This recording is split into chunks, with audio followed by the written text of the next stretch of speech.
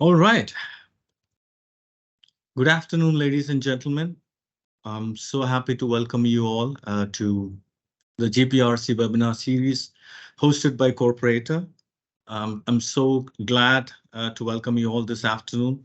And the webinar, we are aiming to provide you some insights and some actionable strategies where you can get a better understanding and better grasp on ERM and its benefits. We're also going to touch the topics that can that can help you navigate across the complexities around the ERM subject. We're also aiming to provide you and help you with the practices, the existing best practices in terms of the risk management. And ultimately, the goal is to ensure and enhance the resilience and competitiveness in today's dynamic business landscape. And for that, I'm honored to welcome our speaker, Mr. Ali Dada. Before I hand over to Ali Dada, I just want to give you a quick intro about the Ali Dada. Ali Dada is the Chief Audit, Risk and Compliance Officer. He has led multiple internal audits, and he has also led multiple risk functions simultaneously across Europe, Africa, and Asia. He has an experience of more than 20 years in this industry, and we have a lot of learnings today from him. We're going to listen to his while he's speaking. We can hear more about his experience and the best practices across the ERM topic. And most importantly, he has set up and led the ISO 31000, 2018 certified, and most of the award-winning ERM functions as well. And his experience in conducting risk assessments and leading the regulatory compliances is going to some of the key topics that we're going to discuss today. So without much further delay, I would give the virtual stage to Mr. Ali Dada to take this over from here. Thank you all of you once again for joining. And Mr. Ali Dada, the stage is yours. Thank you, Pradeep. Very, very kind words. Good morning, all. Good afternoon, good evening. I'm not sure wherever you are. I think it's a fairly global audience. So very, very honored to be here. And thank you, Corporator, for this invite. It's an absolute honor to speak to you all and talk about this particular subject, which is, ERM is sort of the undefined. Yes, there are many, many methodologies and many, many approaches to it, but there is no real perfect model. And you have to sort of find a version that works best for you in terms of the standards. That's what I'm going to try and talk about today a bit. My interpretation of ERM, how I've seen it, how I've learned from it, how we've gone about implementing it, and the benefits we see from it. Just to add to the introduction, I've been working in this field for the past 20 odd years now, primarily audit, but risk has sort of evolved with me over time. To a point where now we've come to a stage where we are leading the ERM. We have implemented ERM across GWC. I'll just share the slides now, bear with me, and then we'll crack on with it. So just to add to my background, I've been working for 20 odd years. I've began my career with KPMG and then EY, moved to the aviation world when I set up an audit function in Monarch, and spent a lot of time in Etihad where I did audit risk, business transformation, which was stepping outside of audit, and then coming to GWC where I took on the risk function more formally along with audit and compliance. I described myself as a non-traditionalist at the best of times. I try and understand an area I'm working on, but I always want to give it a bit of a personal tweak. And to me, the non-traditional approach is that whether it's audit, risk, or compliance, I have to be a business partner or a trusted advisor. I don't like to be seen as a police that you typically associate audit with. It's about solving things, about adding value. And I'm also someone who has historically been a critic of ERM. And I'm a convert. I've gone from being a critic of ERM and risk management to now leading ERM and having seen sense in it. So I can sort of speak from both perspectives to a certain extent, because now ERM has become an avenue for me to drive change across the organization. I challenge the norm. ERM is no exception. And when I proposed ERM to be implemented across GWC, I committed that this function would make a lot of sense in terms of driving change, and it would be our radar.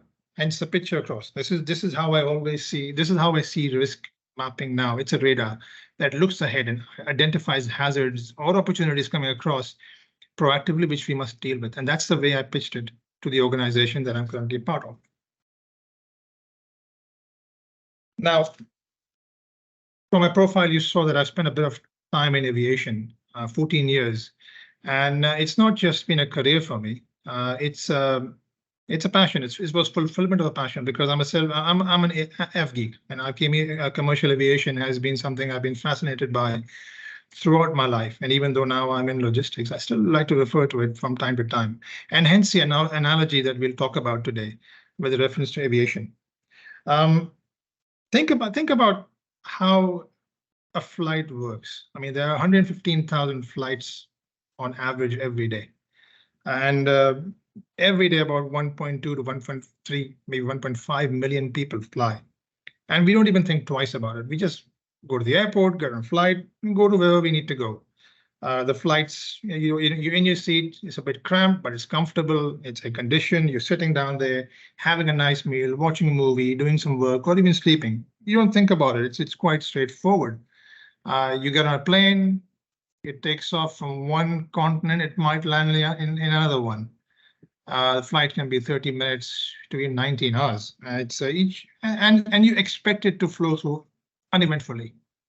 It's always as you expect. There might be the odd delay, there's your baggage loss, but otherwise it's just another thing you do, just a normal thing in life. But now just analyze this experience in a different manner. And think about it from where I'm saying it.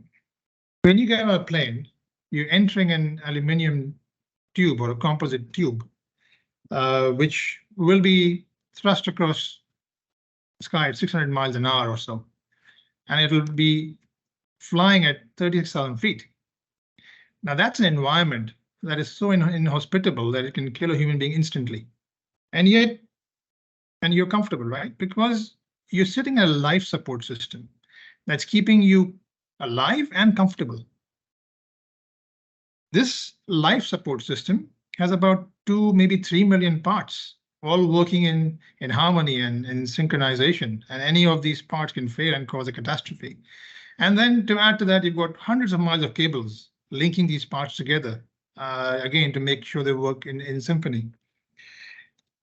To add to a bit more, you're surrounded. There's this entire life support system of yours is filled with thousands of gallons of highly inflammable liquid, jet A1 fuel. And then that particular inflammable liquid is poured into engines, which are being heated up at 1500 degrees centigrade to cause a series of powerful explosions that thrust this life support system of yours forward. So why are you so comfortable getting into this thing without hesitation and expecting it all to work smoothly day in, day out, again and again? An air crash event is a rarity. It hardly ever happens, and when it does, it's headline news.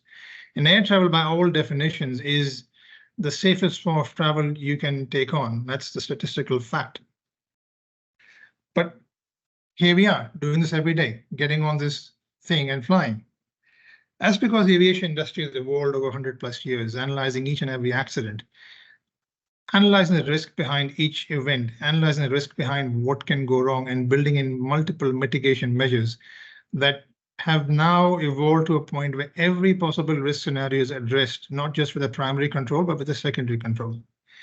And that, to me, is risk management at its absolute finest.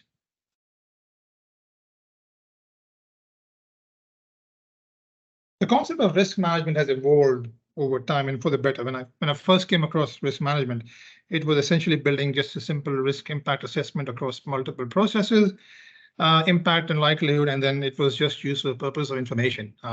It was a reference point for audit. Management would see it, process owners would be responsible for dealing with it, but there was no formality to it. It was more of an information source that you tapped into. It became a lot more interesting and relevant when it progressed to strategic risk management, because then suddenly, if presented properly, executives and leaders started referring to it, and discussions became part of normal management. To a certain extent, strategic risk management consolidates the risks at more operational level and builds across teams which cut across the organization. And when we and as that evolves, it starts to touch the organization element, and that's where we get to ERM. When we reset our functions over here, and there was a reset because there was existing smaller setup that wasn't really doing much, we began with our objectives and the strategy, and that formed the essence of how we saw risk and how we measured it. Now, I wouldn't say we're a complete and perfect ERM function here, but there is no such thing as a perfect ERM function to begin with. It's what works for you, and we keep improving ourselves. So we have process level risk registers, and we have risks that link to the organization objectives. And these risks are now being debated across a much higher spectrum of management and leadership. And that is one of the key factors of how ERM succeeds. And I knew we had hit ERM level when the CEO once called me up and said, we're restructuring a function with a new leadership team because it's one of the risks you keep flagging up. So we're addressing a risk. It was one of my top 10 risks, and he thanked me for it. And that is what you really want. Whatever model you have, if you get that sort of buy-in, where the senior most person is taking action because of what ERM said, that is really what you want. You want to be driving change. And now even now there are conversations we have where risks are debated and they may not be resolved, but we are asked to keep bringing them up as part of a debate so that they stay on the radar and they keep getting discussed, because the more they get discussed, the more attention they get and the more resolution. So the management is now asking for risks to be brought across on a regular basis. Heavy slide, guys, and this is the heaviest slide, I promise, and we'll try and crack on it with as much with as little pain as possible. So as a definition, this is more of a COSO map of what ERM looks like. And again, it's not exactly the way COSO is. I've decided to give it my own interpretation of it. So ERM states organization, ERM puts the organization above all. Risks are seen at organization level and not at division level. And that is a more holistic view of what matters most. And the most interesting part of it all is that risks at an organization level can end up contradicting risks at a division level. And we have a classic case in GWC here. So we have a transport function that has vehicles which we rent internally and externally. And obviously, when you're renting out, you want to go higher than your cost. That's how you make money. Now, that's their primary risk, that they are always selling their transport vehicles at higher than cost. We've got internal departments, other departments who find that cost prohibitive sometimes. So they tend to try and avoid that cost, internal cost, for the sake of their own P&Ls, and try and rent these trucks externally from external sources where they feel they can get them cheaper. Now, from a departmental perspective, those departments are winning while transport is losing out. But overall, we have got trucks we own that then may not get used because the internal costing of those trucks is high, and we end up paying real money to potential competitors. At an organization level, what works best for us is transportation takes a loss, even if it means from an internal perspective, but the departments use internal trucks because from an organizational level, that is the best thing that can happen to us. So our organization level risk is contradicting the department level risk. This is the difference between ERM and your conventional risk management. Now, the internal environment of the organization drives what risk means to the team, to the leadership team, and to the management. That's a culture of the company. Companies with grand ambitions of growth, for example, are prepared to take more risk. They've got a higher risk appetite because they have to grow. And then you've got a more conservative approach, which is more risk prohibitive. It depends on how the leadership team sees the company, what their aspirations are, what their ambitions are. And then this cascades downwards to the management and the employees who respond to it.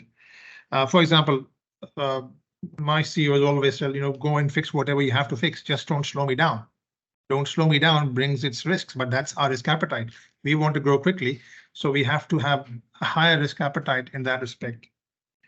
And whatever that can affect the achievement of the objective ultimately is the risk. That is a risk event. You have your objectives, you work them out. Now you need to know what can cause your objectives to fail. That is how we define the risk part. Risks are not always negative, by the way. They can be positives too. There's opportunities as well. So you can call them positive risks. So you have to be open to both factors. It's not just that we're looking at negative, we're looking at positive. When you grow into a new location or a new country, for example, you take a number of risks. We grew into Oman, for example, and growing into a new country brings a new set of risks. But there was a positive risk, an opportunity, because when we went there, we had a guaranteed customer who was prepared to go with us. So when we grow into a country, we take a set of risks, but that also brings a set of positive opportunities. You have to factor both in, because risk is not just negative, it's also positive. It's an inevitable fact of life, so you have to see it from both perspectives. And risks are typically measured and analyzed for the impact, likelihood, and velocity. You might have heard of impact and likelihood a lot more than velocity, but the way I define it as impact is your convention. How hard does the risk hit? Likelihood is the probability of that risk impacting the organization. Velocity is a third term. It's how quickly can it materialize and hit you. So it's a speed of the event happening. Some events may be high impact, but they take a long time to build up. Some impacts are quite quick and they hit you rapidly. So you have to factor that element in your scoring system as well. And once you've decided that once you know your risks, what do you do with them? The risk response, so to speak. This is typically called the 4 T's of risk management. Either you treat them, which is you deal with them in one way through mitigation. You tolerate them, you live with them as they are. You transfer them to something else, or you terminate. You stop doing the activity. We have a unique example which I want to talk about, where we had to do all 4 treatments in one shot, in one place. We set up an SME warehouse facility, a first of its kind in Qatar. So it was unique to us. It was a different type of customer. We're used to dealing with large organizations who have a discipline in terms of how they set themselves up. But suddenly we were dealing with a number of smaller entities, less disciplined, less financially secure, in a high number of small warehouses. So we had to literally apply all 4 T's. So we had to add security and monitoring just to ensure the discipline and safety was improved and kept track of. So we treated that risk.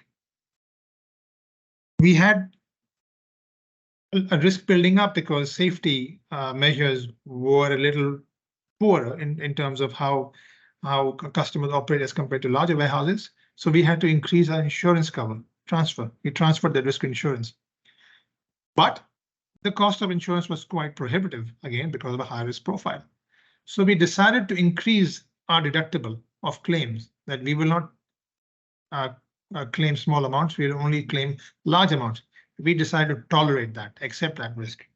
And finally, for customers who were persistently being undisciplined with regards to safety, we had to terminate their leases, So all 4 T's were applied in one single scenario.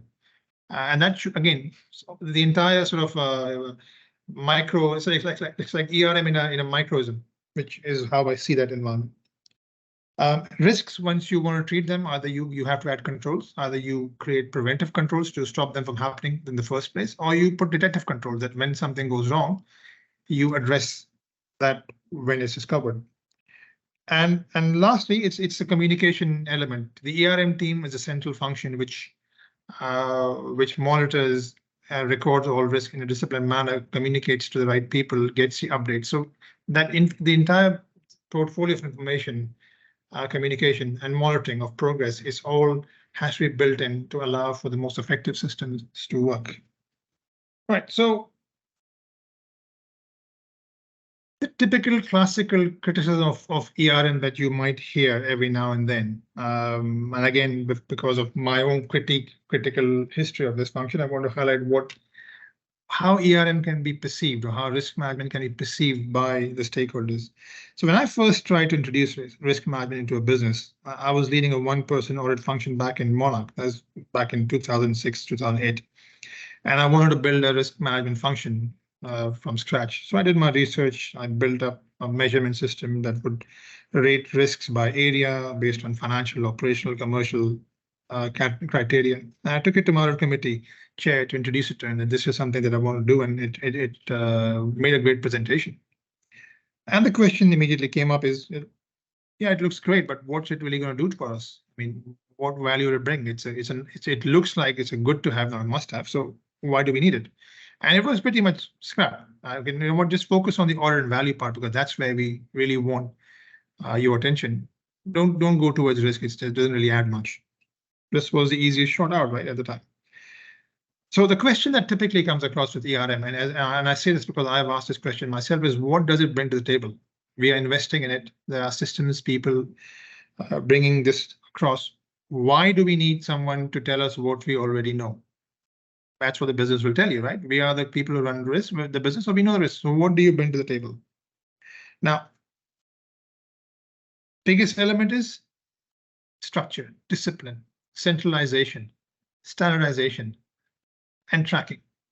Learning from my early experience back in Monarch, when I now pitched ERM, I pitched it differently because I had more belief in it. As I said, you know, I pitched it as a company's radar, and that's why I made the slide. It was pitched as a forward-looking, faster responding function that keeps tracking all the risks and opportunities. And not just that, we want to go a bit beyond, and I'll talk about that later. We promised that we would not just track risks, we would also help address them. So it would not just be another critical function, it would be a resolution function. It will be an advisor to help mitigate risks.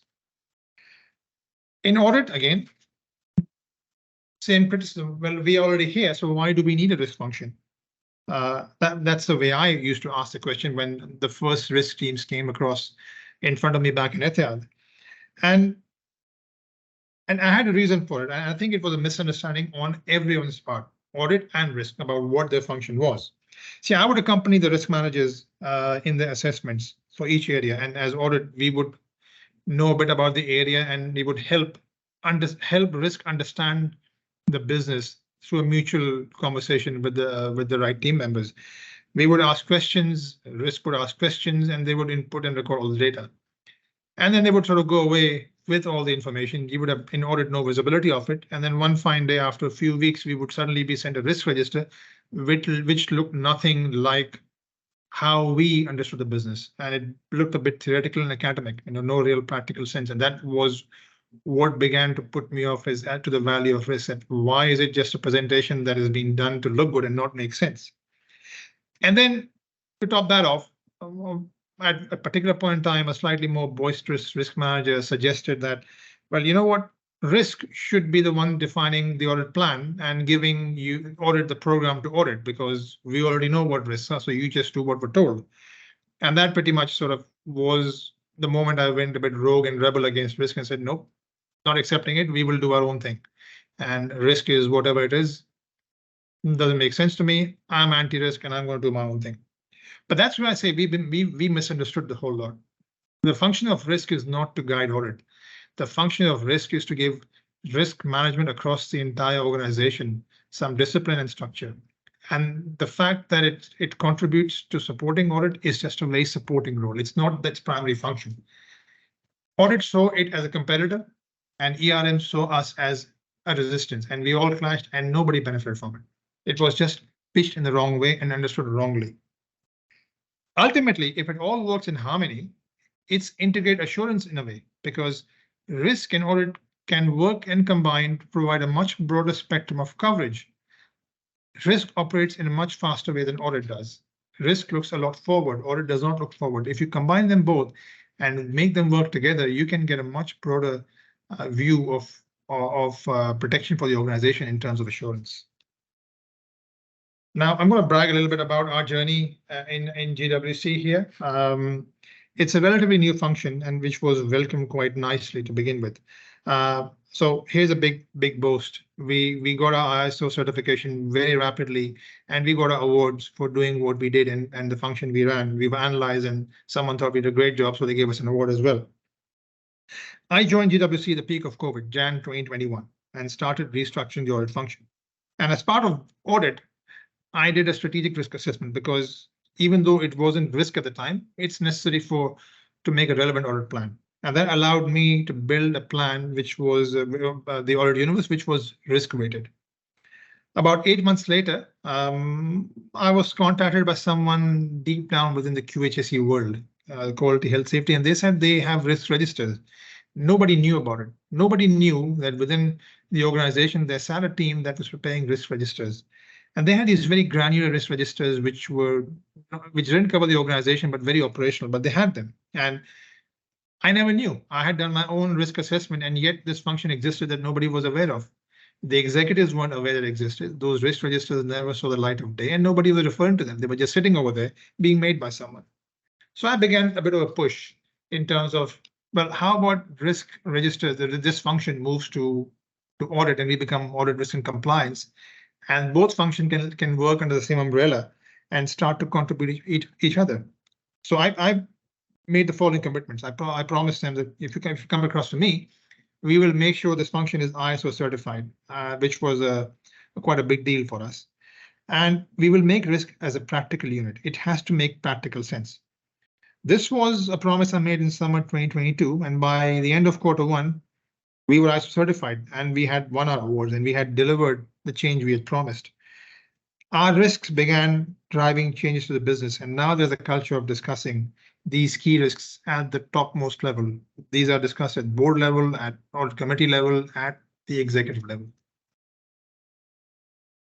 So when we inherited the risk function, there were 399 risks that were recorded, and they had barely covered half the organization.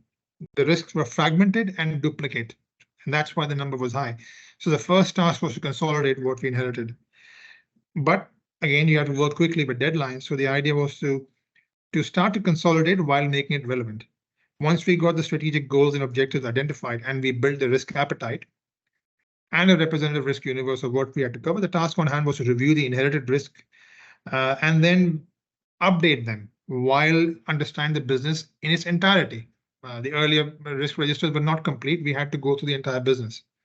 We did the full mapping and remapping exercise across 4 months, and by the time we were done, the refreshed risk universe had 254 risks instead of 399. So 399 across half the organization, and ultimately 254 across the entire organization because of consolidation and rationalization.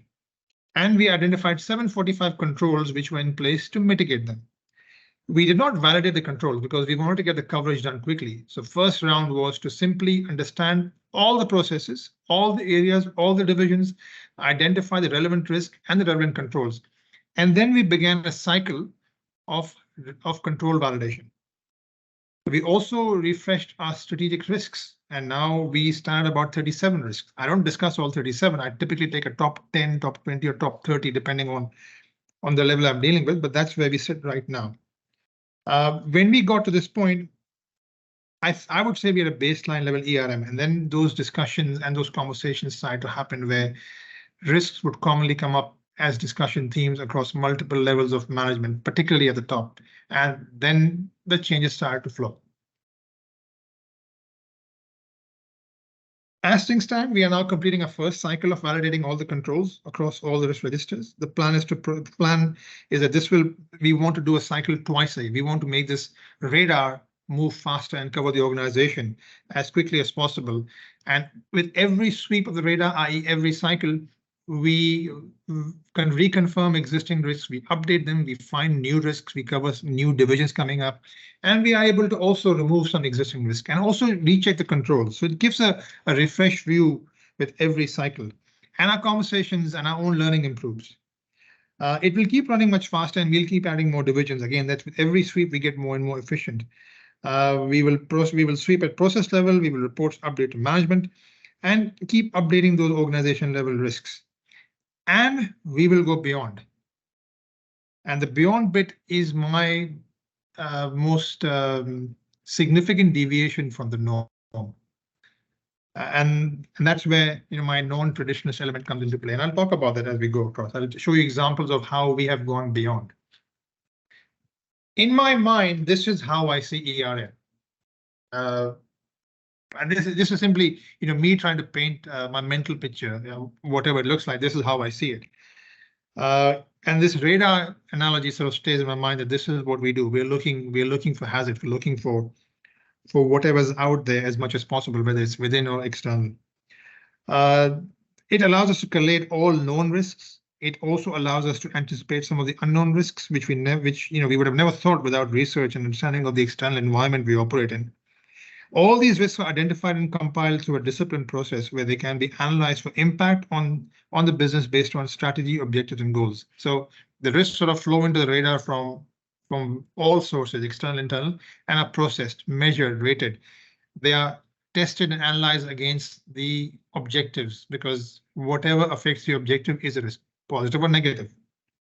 At a more operational level, so at a strategic level, we try and state about 30, top 20, top 30, as I mentioned, and they become the part of key discussions that take place at the executive level. And that's where the impact is at its greatest. If you want to get your genuine satisfaction from making a change, focus on the strategic risks.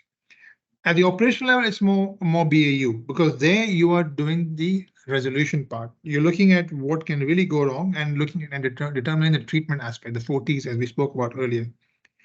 And when you know that, and this is where our deviation comes in, we go to advisory mode.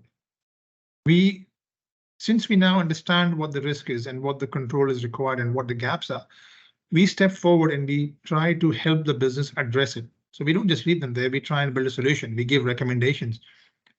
We come up with practical means of, if you add this particular process or this control, your risk will go down, and we actually become part of that resolution team. See, risk is an inevitable fact of life. It's always there. Whatever you do, you take a risk. And we may not be able to solve all the risks, but at least we can be better prepared to deal with it. And that is, again, the very essence of what ERM is supposed to be doing. That's what the purpose of ERM is. Another pause for questions, if any at all.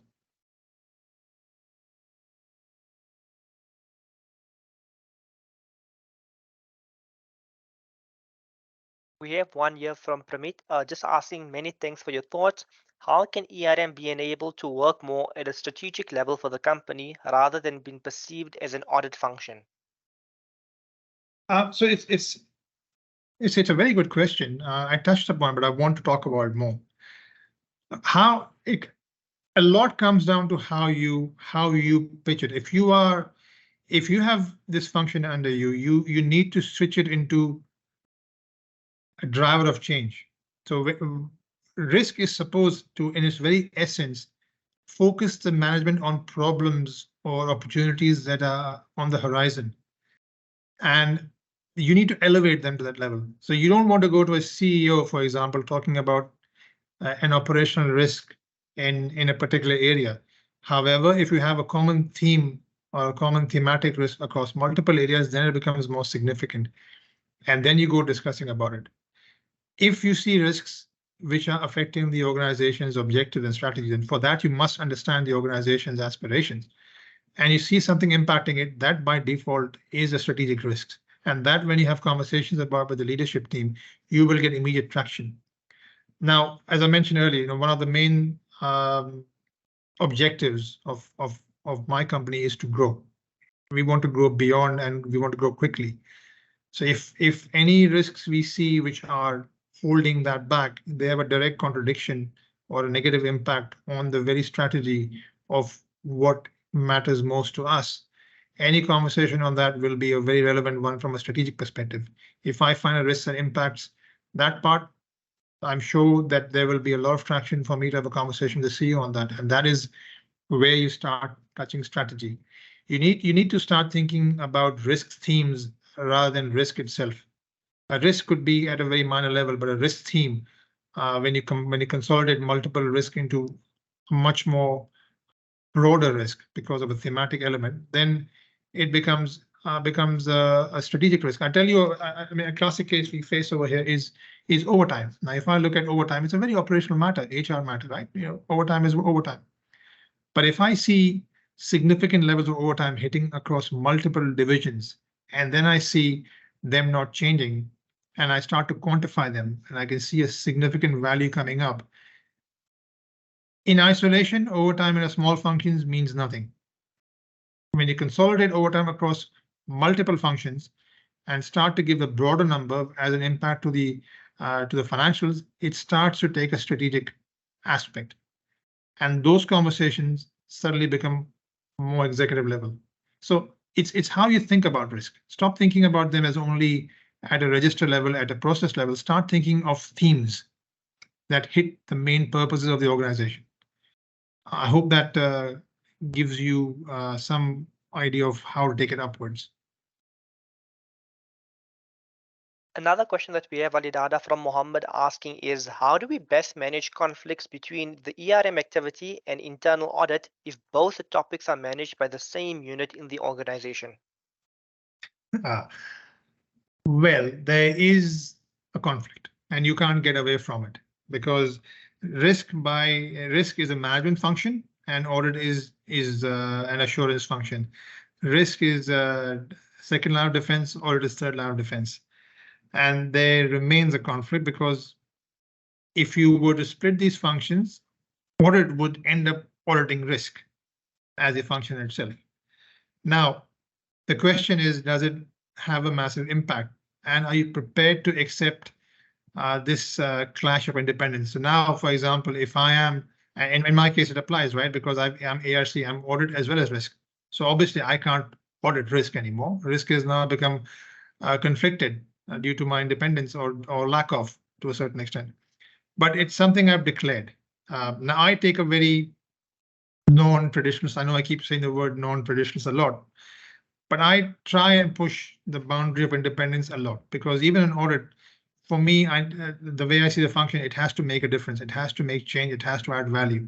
And if it means pushing, not breaking, right? Pushing the boundary as much as possible, I do.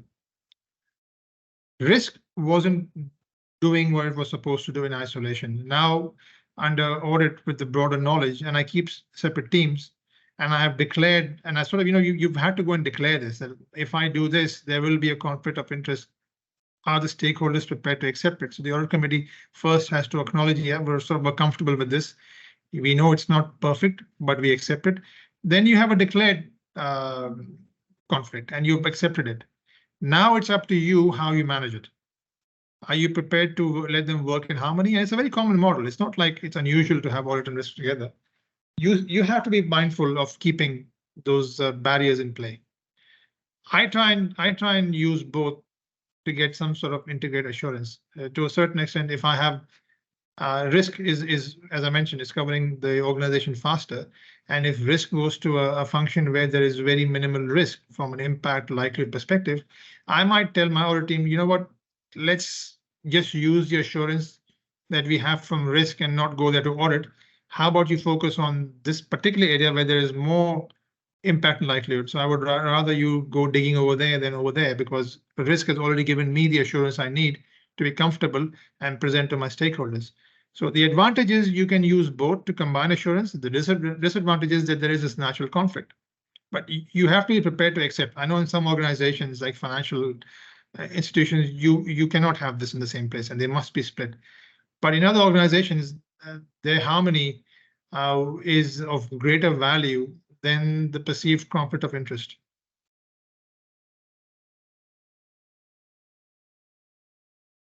Perfect. Thanks, Ali Dada, for that. I think we can continue as well. And then what we'll do is toward the end of the session, we'll then pose the remaining questions through to you. Perfect. All right. Thanks.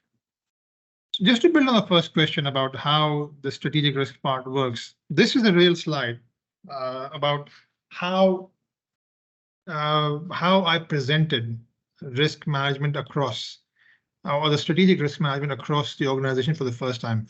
And when I was working on this, it was like I almost accidentally stepped up into strategic risk because this exercise was done with the intent of helping me develop a very risk-based, prioritized audit universe and plan. And this is the actual map. I've removed the risk details for private. That's sensitive, so I haven't put them across. But I've shown you exactly the same map that I used to first pitch risk across. This map has been presented. This is from 2021 when I began. It was presented to the executives, the audit committee, and the board, and it began to get them talking about risk management.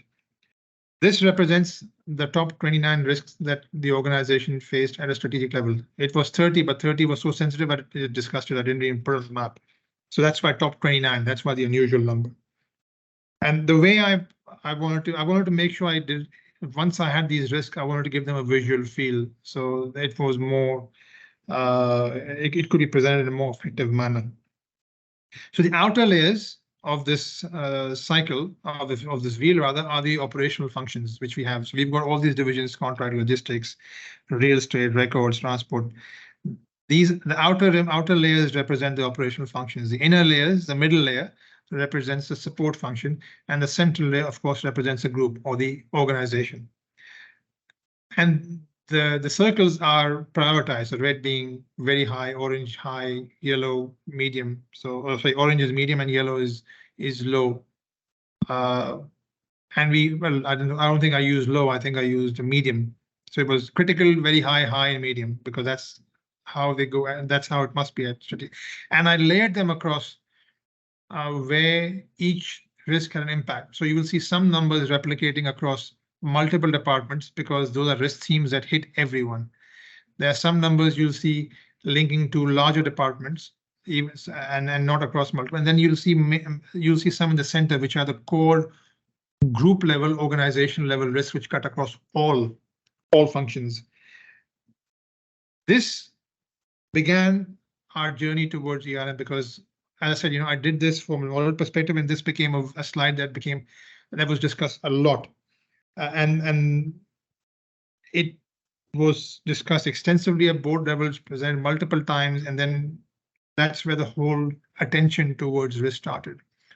All these risks you see again are rated based on impact, likelihood, and velocity. They are internal risks identified from discussions with the management, external ones identified from research, risks which are controllable, risks which are not controllable, purely external inherent risks. So who can control COVID? It's there. And and some of them represent consolidation of the risk register at an operational level, because if you see them in multiple processes and they are significant enough, they start to become more strategic. This mapping represents about 40 meetings and workshops with management, executive C-suites, and the board. And these conversations not only allowed me to get an overall understanding of the business and key processes, but also allowed me to build the weighted risk audit universe. As I mentioned, this was meant to be a byproduct, and it became the primary product of all discussions. And it really started to get everyone here thinking in a very different manner, and that's where risk became a talking point across multiple levels of management. So I'm quite fond of this one. I keep this as very close to me. Now, talking about risk and audit together. See, audits are usually planned because the questions so far that I have come across have been sort of audit and risk themed. So this is a relevant slide, I suppose, from that aspect. Audits are usually planned 3 to 5 years in a 3 to 5 year cycle and approved at the beginning of each cycle. So every 3 years, you'll go to the audit committee with a plan, and then you will have this annual plan reapproved every year with tweaks to it. But organizations sometimes change a lot faster than the plan itself, and the risk and priority dynamics also keep changing, which means the audit plan as approved can lose its relevance. So the audit must remain flexible and agile to adapt to the changes. It's a weakness sometimes you'll see in some audit functions. They don't just respond quickly enough, and you will have this classical criticism coming from the business that you're not relevant. You're raising issues which are not quite there. And this is where ERM steps in, and having ERM under one roof, so to speak, with the accepted conflicts helps making audit very agile and relevant. So the model here that I have, the way it works for me is that, as I mentioned, ERM looks forward, faster reviews, faster turnaround times, a much quicker cycle. My audit plan is typically a 3-year cycle. My risk plan is expected to be 2 cycles a year at least. The internal audit plan that we get approved, it's approved for 3 years, but there's a declared flexibility to it. So I make sure that I let the audit committee know that, look, I'm letting you know about this plan because this is what I know at the moment, but the plan can change based on what risk information is fed into it. And we also keep ad hoc capacity. So I don't lock my team out into a plan. I make sure I keep capacity for whatever ERM might throw up as we go across, because suddenly you might need to do an ad hoc project. So we keep that flexibility to allow for this flexibility. ERM feeds into internal audit along with information from management. So audit is fed with information from all sources, and its dual role, again with the accepted conflict that we discussed in the question earlier between line 2 and line 3, again gives the advantage of agility and flexibility. While audit is responsible for building customized audit programs, I do want my risk team to be present in all audit brainstorming meetings, because at that point they can feed what they know into the plan, and then the audit becomes a little bit more relevant and more up to date with what's already known. So rather than going and asking the management for understanding, we already have an ERM team that's been there. So we use them as the primary starting point for initial understanding. They've got the reports as well, so we refer to them in audit. I say we, it's all me, but we refer to that and we get that input. So audit focuses on what is a priority, once as defined by ERM and as per their understanding. And in some cases where ERM has gone in and identified a low risk, we might not even audit. We already have the assurance we need from ERM. So audit is freed up to give time to more relevant and more high priority areas which need attention, rather than being more spread out into areas where the likelihood of risk and quality observation and value is low. It does make audit more relevant and focused. And the result, simply, if you combine them together and they work well, is some sort of an integrated assurance or combined assurance. You're using both your functions to give the stakeholders a lot more protection assurance.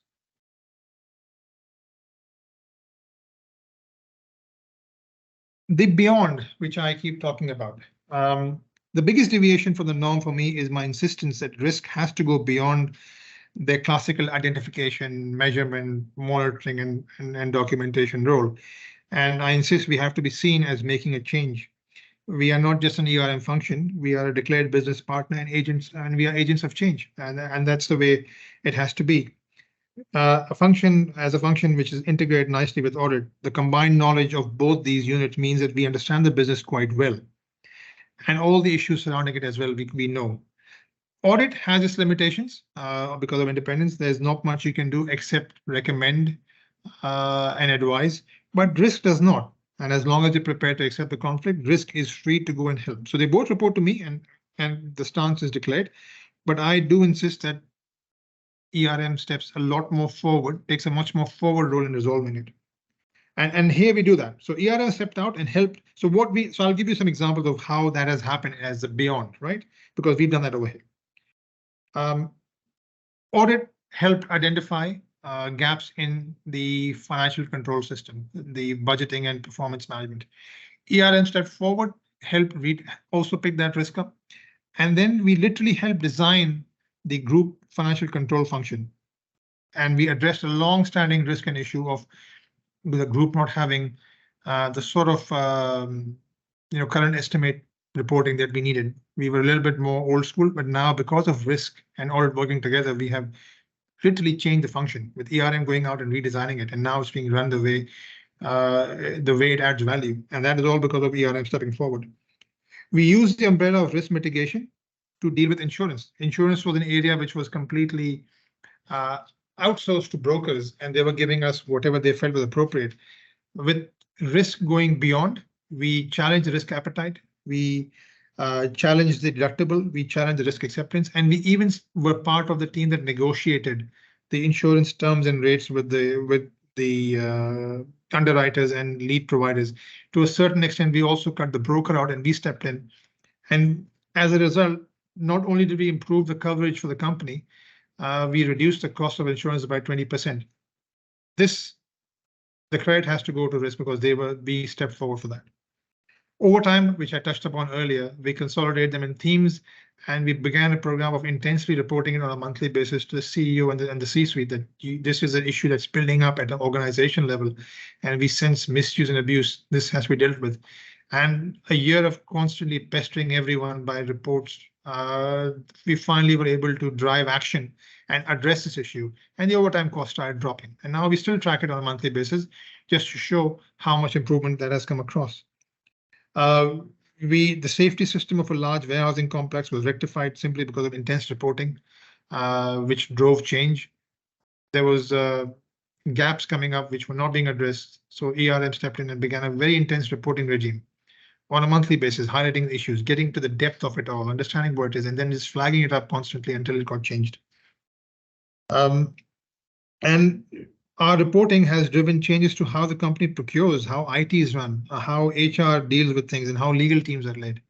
All this has come and acknowledged that this is because of ERM defining solutions and not just highlighting risks. And just because we were able to do so much, I mean, maybe it's not even risk, but we saw an opportunity in ESG, nothing to do with us, but we saw an opportunity.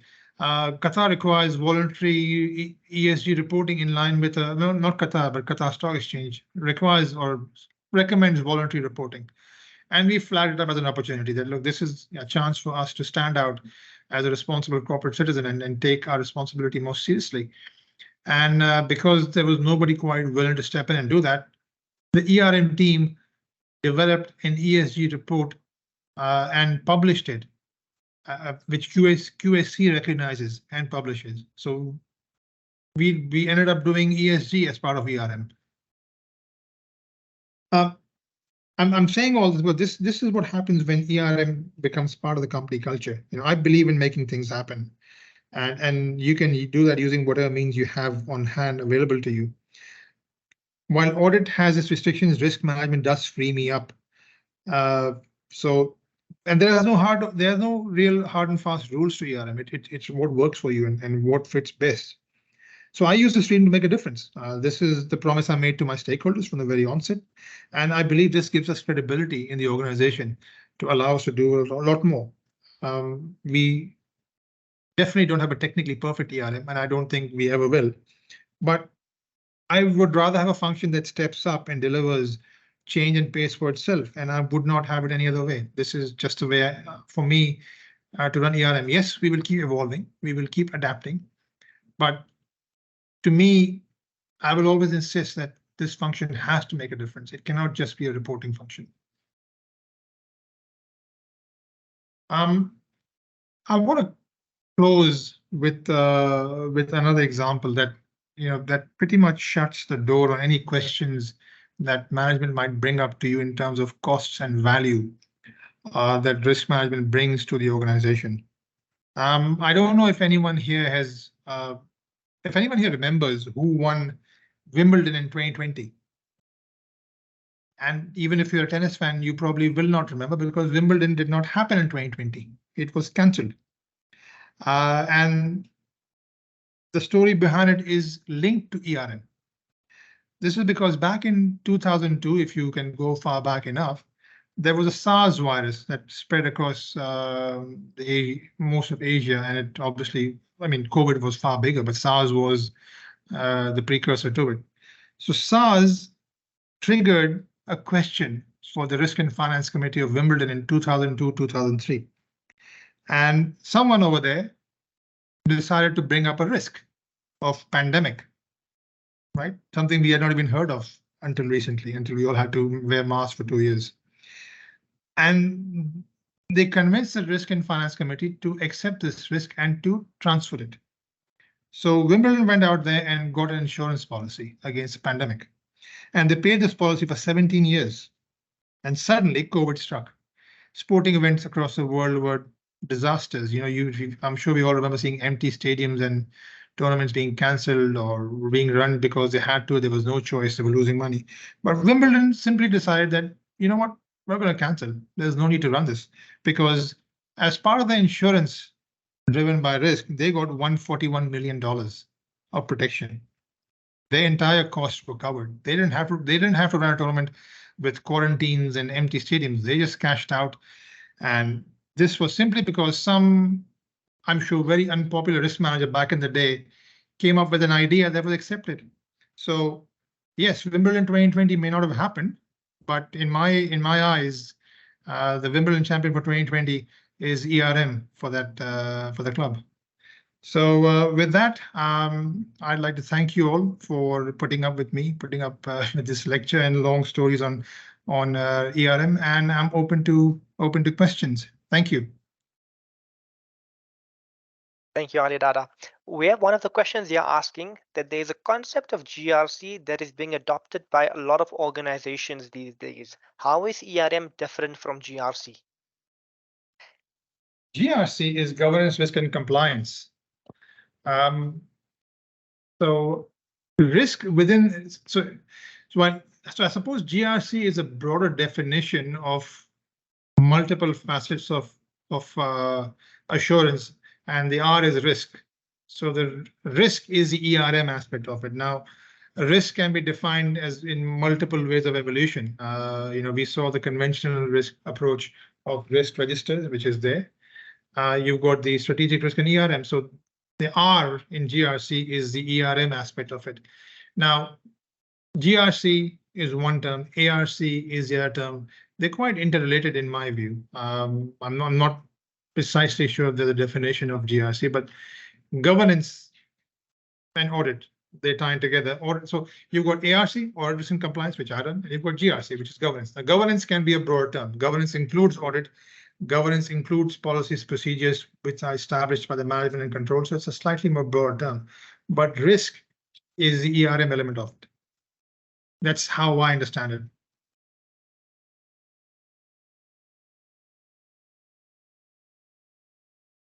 Excellent. Thank you, Ali Dada. That was a very insightful session. And in the interest of time, what we will do is we will post the remaining questions to you, and then we will get back to the audience with the responses post the session. As whatever suits. Excellent.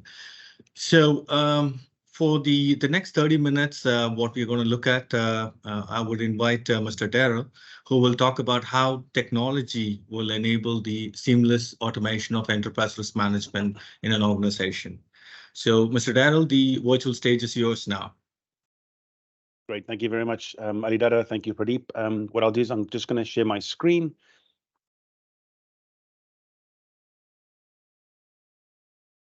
I hope everyone can see my screen here. Right, so Ali Dada was giving us a great talk on how we can work with enterprise risk management, and he was touching on the aviation industry. The incorporated solution can be essentially facilitated with all industries. We're not industry specific. The solution also comes pre-populated with a lot of the best practice frameworks, processes, workflows, tools and examples of reports and dashboards that organizations can utilize. And these can all be modified to meet any organization's specific risk criteria, their metrics, dashboards, tables, and other metadata. The way we would automate is we have an ETL tool called Transformer. The ETL stands for extract, transform, and load. And we essentially pull in the existing risk register that an organization has and then populate it within the system. The risk register can essentially have all of the columns that are currently within your risk register, or we can just have essential columns that users would need to see just to get a high-level view of the master risk register that they have. In my case here, you can see I've got the risk ID, name, organization, location, and risk owner. But as I said, we can have additional columns for status, last reviewed, and other information. The system's tables also have an Excel look and feel. So should I want to move a column around, I can move them around. I can also filter for specific information. So if I'm looking for specific risk location, I can unselect all, choose my CRM and customer data, and then view that respective information. We can also export these. So once we've selected the information, we can also export these for working offline. And we support, as Corporator, we support exporting as Excel, Word, PDF, PowerPoint, all of the Microsoft formats. And we also have the ability to integrate with Active Directory. So should I want to send this through to one of my colleagues, I can just click on send email and it'll send it through to their Outlook mailbox. So once we have the risk register in the system, we would then also be able to classify the risk into the different locations or regions. In this case, I can either classify the risk under if I click on the burger stack here, under different regions. So I can have regional-based risk, I can have shared services or departmental-based risk, like human resources or IT, that can have their own risk register. And we can even classify risk under different categories, like assets, which would potentially tie into my IT cybersecurity, projects for my project management, and then my strategic objectives, which Ali Dada also touched on. And there's no limit to the levels down that we can cascade to. So you could even have regions with different departments, and all of these departments can have their own specific categories. And any changes made to these respective risk registers would automatically aggregate up to the master risk register within the organization. Now, once we've automated, we obviously don't want users to go back to the Excel spreadsheets and then have this information pulled in on a scheduled basis. We want you to be able to add risk from the front end of the system. So using the user access, we can see on this small risk register here that I have, we have a plus icon and an edit function. So if I want, I can edit, I can add specific users into my risk register, or I can actually click on the plus icon, and this brings up what we call forms or templates. And these are fully configurable to any organization's specific requirements. These templates can have free text areas where you can specify descriptive information. We can have pre-populated drop-downs. So in this case, I have a probability score, which I'm going to select. And as I said earlier, we can also integrate with Active Directory. So here I'm adding one of my colleagues into the risk. Our forms and templates also have a validation functionality, and this helps us with making sure that users put in the correct information. So if I try to submit this form now, the system will say, no, there's some information that's still required before I can submit this for approval. Once the users have added the respective information, and we do click on the submit icon, this can then be sent through maybe 1, 2, or 3 levels of approval before it actually gets added to the risk register of the organization. So let's look at the risk management process. For the purpose of this, I'm just going to go to our strategic objectives. I know Ali Dada was speaking around strategy in risk. And I'm going to be choosing one of my strategic objectives, the digitalizing core operational processes. And this will bring up a performance card on my objective and some indicators, but we're here for the risk assessment tab. So by clicking on the risk assessment tab, I can now see the process which we follow, and our risk management process as part of our configuration or pre-populated solution is the COSO or ISO 31000. It's a sort of mix between the two. Here you can see a smaller risk register with additional columns. We even have a process step column here, and there's also the plus and edit icon. So essentially, if I wanted to add another risk, I can just click on the plus icon here, and then it would populate the form or template where I need to add the respective information. So let's look at one of the risks, and we're going to be looking at this risk here called countries pulling out of Paris Agreement. So I'm going to click on that. And then this will bring up, as you can see, several tabs on the top bar here, which is essentially a duplication of the COSO ISO 31000 process. We have the risk analysis, risk evaluation, risk treatment, and then we have the reporting and the risk control self-assessments. So the user, in this case, has added the risk. The user has given it a probability score of a 4, and they've also allocated a risk owner as well as some key risk indicators as part of the risk. And on the right-hand side, the user has identified some impacts, so a reputational impact, a legal impact, and an environmental impact, and then also given it a likelihood or consequence score of 2, 3, and 4. Now, based on the likelihood or consequence scores that were stipulated here and the probability score, our solution, being an automated solution, will then calculate the scores or the risk values and then populate it onto the heat maps on the system. Now, our system supports various types of heat maps. We can do 3x3, 4x4, 5x5. In this case, I'm looking at a 5x5. And if I hover over the specific impacts, we can actually see the calculation that was done. In this instance, it's just basic mathematics of 5 times 5 is 25, 5 times 3 is 15, and 5 times 2 is 10. So now, based on where these specific impacts are on the different quadrants on the heat map, the user then can try and make an informed decision on the next steps that they'd like to do with these impacts. Corporate supports the industry standard responses of avoidance, reduction, transfer, and acceptance. However, we are a fully configurable system. Should the organization have different descriptors, we can essentially just create these and populate them within the system. So in my case, I'm going to be doing a reduction. The user has also given an evaluation conclusion as to why they're going to be doing a reduction on these specific impacts. And now we will be doing the risk treatment process. Now, the solution has a very strong workflow engine. So when users are added into the system and when users are given access, we can actually build in different workflows to notify these users around specific tasks or activities that they're required to do. In this case, we've given the users 5 activities. I've stipulated different users to be responsible for these activities, as well as giving start and end dates on when these activities are due. Now, if a user is inactive, let's take this user here, Uwe. If he's inactive on a PR stunt for 24 hours, the system can then send an alert or notification to their Outlook to notify them that they've been inactive on a specific task or a treatment activity that they're required to do. And then they can access a hyperlink, which will take them through to that respective task or activity.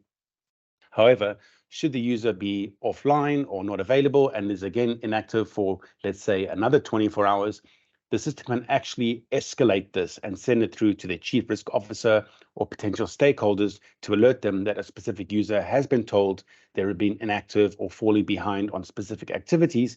And then this is obviously, I said, escalated. And then the stakeholder or chief risk officer can put potential measures in place to make sure that either a new user or risk champion is allocated to the specific task or essentially just do it themselves. So this specific risk treatment activities have been put in place.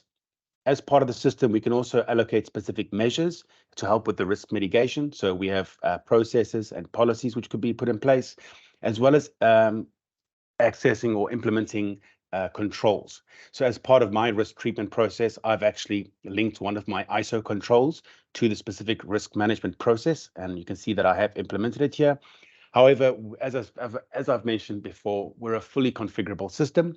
So should the organization have a pre-existing list of controls, we can easily configure that into the system. The user would then click on the plus icon here. That would bring up a list of all of those pre-existing controls. The user can then choose or select which specific controls they want, and then implement those into the risk mitigation process. Additional tabs which I've configured as part of this demo, but are not essentially part of the COSO process. This is just a high-level tab for users to get a cockpit view of the current status of their treatment activities or controls that they've implemented. So just a quick look here, I can see that I've got a 46% rating here for completion of activities. I have 5 ongoing activities. How many of them are off track? Essentially 100% of them are off track because none of them are completed. And then I can see how many controls I also have as part of the system. We've also included things like a Gantt chart to give me a look at the time period based on the risk treatment activities. And also we have the pie charts, which can also be bar graphs or line graphs to give respective information about current status of activities or controls, and even burn down charts. Now, Corporator also has a reporting functionality, which reports information in real time. These reports are what we call predefined dynamic reports. So the predefined information would be the corporate branding, the look and feel of these reports. However, these reports can also be configured to an organization's specific requirements.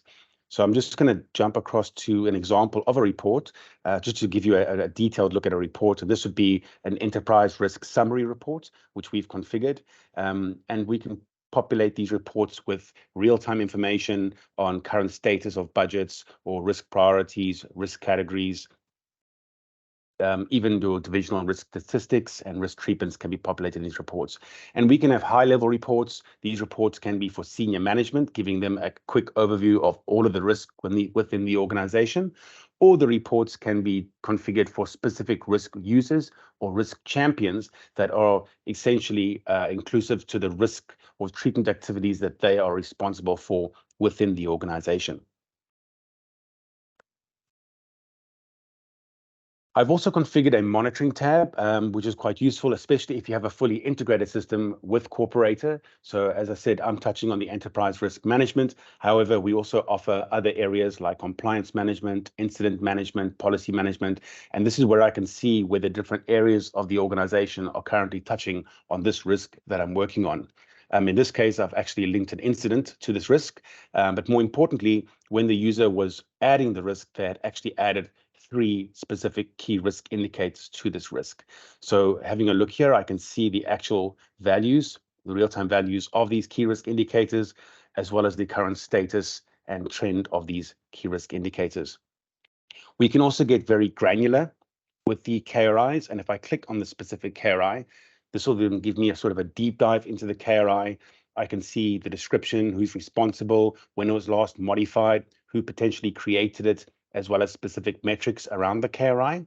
And we can also add other additional information, such as results based on date ranges or information on date ranges, specific trends over a period that's been selected. In my case, I've selected this over a 12-month period, as well as benchmarking, where we can benchmark the KRIs to specific regions, departments, or categories.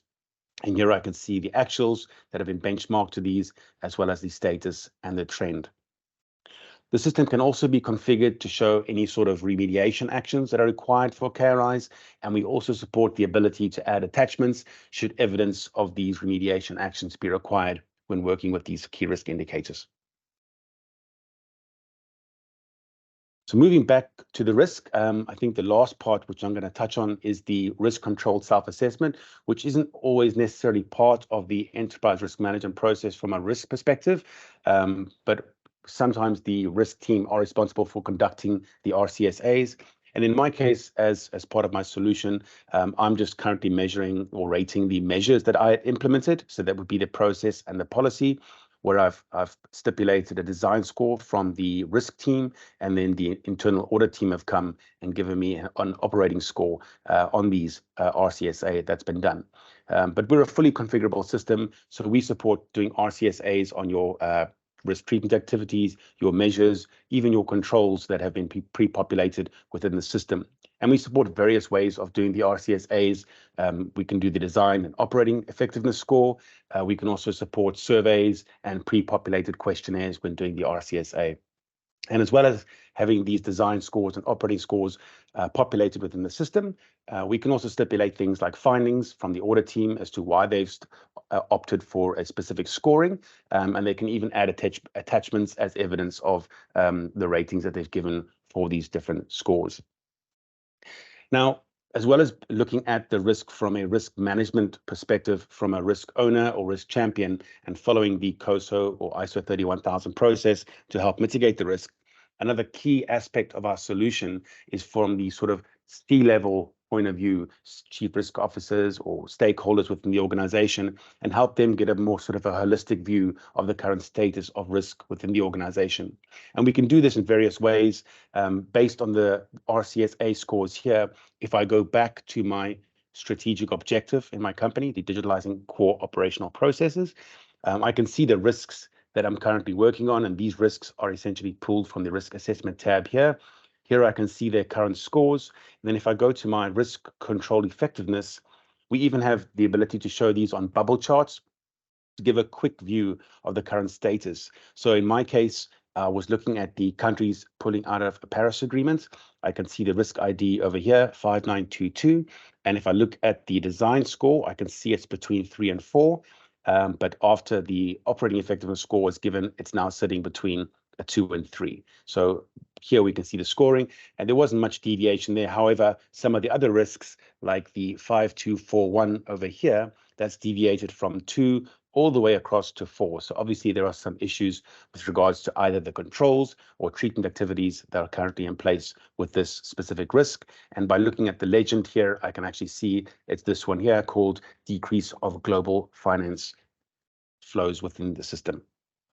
Okay, and lastly, we can look at things like trends. So we can also see if there are any sort of changes within the inherent and residual risk value. And based on these, we can also populate them into heat maps, where we can show you where the inherent risk value was, and then a line showing you where the residual risk value is. And I think the last sort of high-level dashboard I want to show before I close off would be, I think, one of my favorites. And that's the heat map, where it shows me all the categories within the organization. Because again, as I mentioned, with the risk management flow, with the risk champion or risk users going through the COSO process of mitigating the risk, as a C-level employee, you don't always, or you're not essentially always worried about the 200 or 300 risks within the organization. You're more concerned about the top 10 risks within each department or each region or each category. And in my case, I'm looking at a heat map for each of the different categories, which has been populated with a number or digits in the different quadrants, showing me where the risks are in these different areas. So essentially, I could come to the office on a Monday morning, look at this different heat maps. I can see there's a 1 in that quadrant. If I click on that 1, I can then see exactly what the risk is, what the likelihood or consequence is, who's responsible or description, the current risk value, and other information around the specific risk. If I click on the 2 in this quadrant, it'll then bring up the 2 risks in that quadrant. And again, I can see the populated information around that. And the key thing about the system is that once I've seen these and I want to do a bit of a deep dive, I can actually just click on that risk and it'll then take me straight through to that risk. And then I can do a deep dive from a C-level point of view and see who's responsible for the risk, who's the risk owner, what treatment activities they've put in place, and other information around this. And I think this is where I will sign off. I'm just going to hand this back to Pradeep. If anyone has any questions, I'm happy to answer any questions around the solution. Yes, thank you, Daryl. I guess we have 2 questions, and Mr. Ali Dada have politely agreed to answer those as well. Now that we have 10 minutes, I think we can, Mr. Ali Dada. Yeah, sure. Excellent. So we have, sorry, go ahead. Perfect. Thanks, Pradeep. So the one question that we have is from Tahir, asking that for the risk champions at each department level, how do we confirm or ensure that the user has identified all of the risks that are applicable to their respective department? Yeah, that's basically the question. We are, I mean, as I mentioned, we are in like year 1 of implementing this. So at the moment, the identification is through workshops that we lead. And that's where it helps to be combined with audit, because while risk is about a year old, audit has been running for a while. So my audit function started or restructured in Jan 2021. Risk kicked off about a year and a half later. So it allowed, so we already had a bit of information on hand, and now it was simply about building it up and asking the right questions. What we found is having the right conversations and right dialogue helps identify processes. So first is, forget about the risk part, understand the process. What does each area do? What does risk mean to the business? And you ask those questions, and that's where you build the risk up. So the risk identification part is more with us. I have an ERM manager who has conversation and builds those risks up, and we challenge them. So we are the ones who build them up, and then we run them past the business and get their buy-in, get their understanding, and that's how you finalize it, how you firm it up. If you have a conversation with, or if you rely on the business completely, and especially without a fully trained risk champion, which you referred to, then you have a slightly more unstructured approach. So they would obviously know all the risks, but it's about getting them articulated in a manner that can be managed from a risk perspective. So I would say we rely a lot on the knowledge of the action owners, but we help our conversations and our workshops help identify and articulate those risks better in a more structured format. And then we have them revalidated with the business to make sure they complete. With every cycle, of course, there's refinement. So I'm not going to say the first cycle is the most perfect one, but you will pick up a big chunk of what everyone understands to be the key risk. And then as you refine them further, as everyone understands things a bit more further, you will get more clarity, more refinement, maybe new risks. Thanks, Ali Dada. The other question we have is, what are the key factors or aspects of value drivers that should be put forth to the key decision makers or the board to get management buy-in and adopt the risk management practice? Remember in 2020, I thought that was a very good example of getting value. Look, the selling point, as I said, I had to sell it in a value perspective, and to me, it's my own personal view, right? I don't think it's a one size fits all. To me, I felt if I sold ERM in its purest form, that it'll be a tracking and monitoring and driving system. It wasn't going to get the traction it deserved. I wanted it to be a doer as well as an identifier. So I pitched it as someone who would step beyond and be the consultant and advisor as needed. So the beyond part is what got it sold for me, that we won't just identify risks, we will step forward and we will help build solutions and mitigate those risks while working with the business, without the restrictions of independence that impact audit. And I allocate time for that, in that sense that when we need to, we will step forward and we will help build the function. So the beyond part for me was a value add that helped me sell ERM.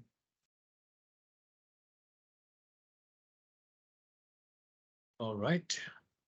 I think we are good on time. Thank you, Ali Dada. Thank you so much for your time. And like we mentioned before, we will post the remaining questions to you, and we'll be happy to share your responses to them respectively.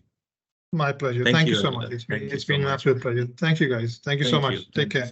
Take care. Bye. Thank you, ladies and gentlemen. I hope we had a great time. I hope you had a great time too. Please note that we will share these recordings to you in the respective emails that you have provided sooner. Thank you all, and you all have a great day. Thank you so much.